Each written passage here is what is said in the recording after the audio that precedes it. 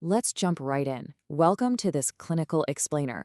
Today, we're unpacking a really fascinating 2020 paper from the journal Biofouling. It's titled Antimicrobial Effects of a Pulsed Electromagnetic Field. And look, if you are involved in implant dentistry, you already know that placing the implant, well, that's really only half the battle. The long-term success, the true biological integration, and keeping those peri-implant tissues healthy, that is where the real challenge lies. So, we're going to explore a highly advanced technological approach to actively managing the local environment around an implant. To understand why this matters so much, we have to look at this staggering figure, 43%. According to the research, up to 43% of implants are affected by peri-implant diseases after just 5 years of functional loading. That is almost half. Peri-implantitis brings inflammation, progressive bone loss, and it's driven by a complex dysbiotic bacterial biofilm.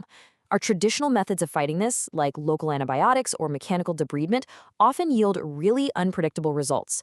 We desperately need better tools to tackle this bacterial biofilm head-on, because once that complex microbial community takes hold, it is incredibly difficult to get rid of.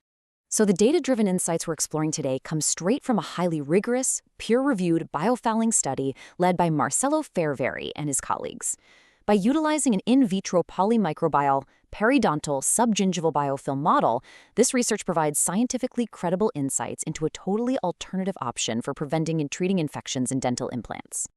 Before we look at the results, let's break down the core technology driving this research. First up, we have PEMF, which stands for Pulsed Electromagnetic Field. These are non-ionizing, non-thermal fields that have been shown to actually induce physiological changes in living organisms. We're talking about altering bacterial membrane permeability, a process known as electroporation. Second, we have the MED, or Miniaturized Electromagnetic Device. In this study, these MED units were shaped exactly like standard dental healing abutments. When activated, they project a PEMF within a 2 mm radius. The hypothesis here is simple but revolutionary. Can we use these energy fields to actively control microbial colonization, right at the restorative margin? To find out, the researchers didn't just test this on 1 or 2 easy-to-kill bacteria. They went all in, creating a highly complex 31-species polymicrobial subgingival biofilm model. This mimics the actual real-world bacterial environment found in the human mouth.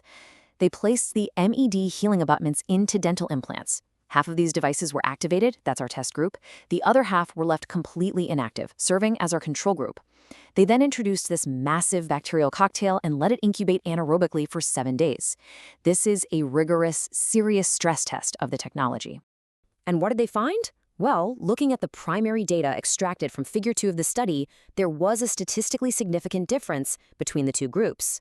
The control group with the inactive healing caps showed a higher total bacterial biofilm colonization.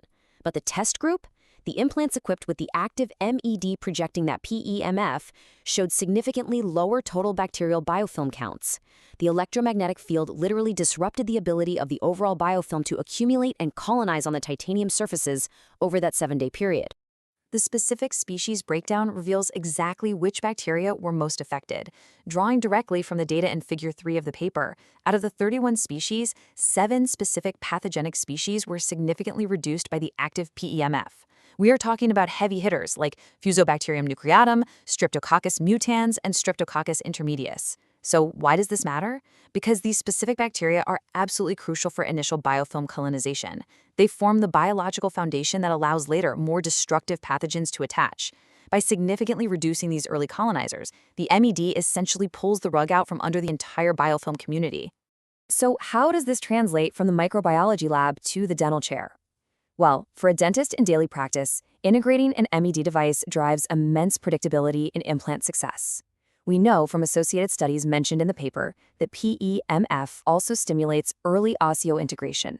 But crucially, as this explainer shows, it empowers preventive dental care by actively modifying the microenvironment in the peri-implant sulcus. Instead of waiting for peri-implantitis to develop and then trying to fight it with complex surgical revisions or antibiotics, this technology gives you a way to actively suppress the pathogenic biofilm from day 1 of healing. The ability to biomodify the microbial profile around a newly placed implant represents a massive leap forward in ensuring the long-term health of our patients. It turns the healing abutment from a passive piece of metal into an active therapeutic device. If you want to see how this technology can transform the predictability of your own implant procedures, take the next step. Follow Magdent on Instagram and LinkedIn at Magdent MED and visit magdentmed.com to book a demo. Thank you so much for joining me for this explainer. With up to 43% of implants facing infections, we really have to ask ourselves, is electromagnetic therapy the inevitable future standard of care in implant dentistry?